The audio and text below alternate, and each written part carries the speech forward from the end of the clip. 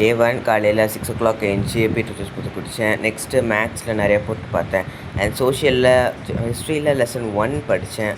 And அது ரொம்பவும் ஈஸியாக தான் இருந்தது. ரொம்ப அண்டர்ஸ்டாண்ட் பண்ணிக்கிற மாதிரி இருந்துது.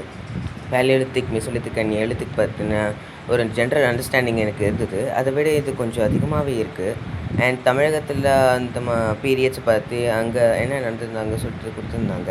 இல்லை ரொம்பவும் நிறையா ஃபீச்சர்ஸ் கொடுத்துருந்தாங்க. ரொம்பவும் இன்ட்ரெஸ்டிங்காக இருந்தது.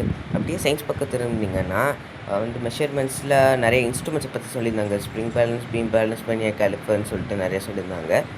அண்ட் மேக்ஸில் பார்த்திங்கன்னா புதுசாக எஸ்இடி அப்படின்னு சொல்லியிருந்தாங்க. அண்ட் அதில் 3 டைப்ஸ் இருக்குது. ஃபார்முலாஸ் நிறையா இருக்குது. டி மார்கன்ஸ் லா அப்படின்னு சொல்லிட்டு நிறையாவே சொல்லியிருந்தாங்க. அண்ட் அதெல்லாம் பார்க்குறதுக்கு கொஞ்சம் இன்டர்மீடியேட்டாகவே இருந்தாலும் 10th மேக்ஸ் எப்படி இருக்குன்னு சொல்லிட்டு ஒரு ஆவலியும் இருக்குது. நாளைக்கு கெமிஸ்ட்ரி, ஜியாகிரஃபி, மேக்ஸ்